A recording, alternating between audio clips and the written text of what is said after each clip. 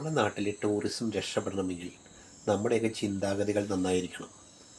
കഴിഞ്ഞ ദിവസം ജാൻവി എന്ന പേരുള്ള മുംബൈയിലെ ഒരു അസിസ്റ്റൻറ്റ് പ്രൊഫസർ മൂന്നാറിൽ എത്തിയപ്പോൾ ഉണ്ടായ ഒരു അനുഭവം അവർ പങ്കുവയ്ക്കുണ്ടായി. ഓൺലൈൻ ടാക്സി വിളിച്ച് മൂന്നാറിലെത്തിയ അവർക്ക് അവിടുത്തെ ലോക്കൽ ടാക്സിക്കാർ കൊടുത്ത സ്വീകരണം ഒരിക്കലും മറക്കാൻ കഴിയുകയില്ല. കാരണം അവിടെ ഓൺലൈൻ ടാക്സിക്ക് പെർമിഷൻ ഇല്ല, അവിടുത്തെ ടാക്സി തന്നെ ഉപയോഗിക്കണമെന്ന് പറഞ്ഞ് ബഹളം വയ്ക്കുകയും അവർക്ക് യാത്ര ചെയ്യാൻ അവരെ അനുവദിക്കാതിരിക്കുകയും ചെയ്തു. അവർ പോലീസിൻ്റെ സഹായം തേടിയപ്പോൾ പോലീസും അവർക്ക് ആ ടാക്സിക്കാർക്ക് അനുകൂലമായ സമീപനമാണ് സ്വീകരിച്ചതെന്ന് അവർ സോഷ്യൽ മീഡിയയിൽ അവർ തങ്ങളുടെ അനുഭവങ്ങൾ പങ്കുവയ്ക്കുന്ന വീഡിയോയിൽ പറയുന്നു. വളരെ കഷ്ടമാണ് കേരളത്തിലെ അവസ്ഥ. ഇവിടുത്തെ ടൂറിസം വളരെ വേഗതയിൽ ഒരു ഒരു വികസിക്കണമെന്ന് ആഗ്രഹിക്കുമ്പോൾ തന്നെ ഇവിടുത്തെ ടൂറിസത്തെ നശിപ്പിക്കാൻ ഒരുപറ്റ ആളുകൾ കൂട്ടുനിൽക്കുന്നു, അല്ലെങ്കിൽ ഒരു കുറേ ആളുകളുടെ ചിന്താഗതികൾ അതിന് എതിരായി പ്രവർത്തിക്കുന്നു എന്ന് ഉള്ള രീതിയാണ് ഇവിടെ ഇപ്പോൾ നമ്മൾ കണ്ടുകൊണ്ടിരിക്കുന്നത്. ഇത് മാത്രമല്ല, കഴിഞ്ഞ ദിവസം ചങ്ങനാശ്ശേരിയിൽ നിന്ന് മൂന്നാറിലേക്ക് പോകാൻ ഒരു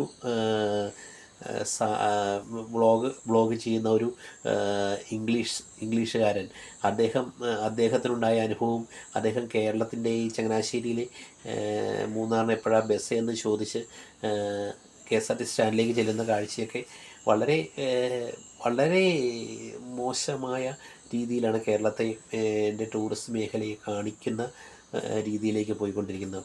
ഇതൊക്കെ ഇങ്ങനെയുള്ള ഒരുപാട് വീഡിയോകൾ പല സ്ഥലത്തും കേരളം കാണാനെത്തുന്ന വിദേശികൾ പങ്കുവയ്ക്കുമ്പോൾ അത് നമ്മുടെ നാടിൻ്റെ ടൂറിസം മേഖലയെ വളരെ വലിയ തോതിൽ തകർക്കുന്ന നിലപാടുകളിലേക്കാണ് പോയിക്കൊണ്ടിരിക്കുന്നത്. ചില ആളുകളുടെ സമീപനമാണ് ഇതിന് കാരണം. എനിക്കുണ്ടായ ഒന്ന് രണ്ട് അനുഭവങ്ങൾ ഞാൻ പറഞ്ഞു.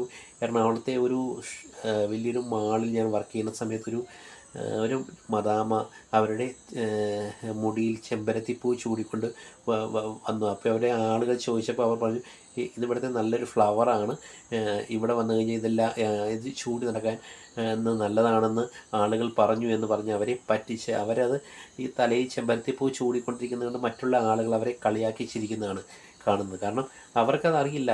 കാരണം ഇവിടുത്തെ മനുഷ്യർ അതിനെ എങ്ങനെയാണ് കാണുന്നത്, ഇങ്ങനെയൊരു മനോഭാവത്തോടെയാണ് കാണുന്നതെന്നറിയില്ല. ആരോ ഒരാൾ പറഞ്ഞു ഇത് നല്ല ഫ്ലവറാണെന്ന് പറഞ്ഞ് അനുസരിച്ച് അവർ അത് തലയിൽ ചൂടിക്കൊണ്ട് വന്നു.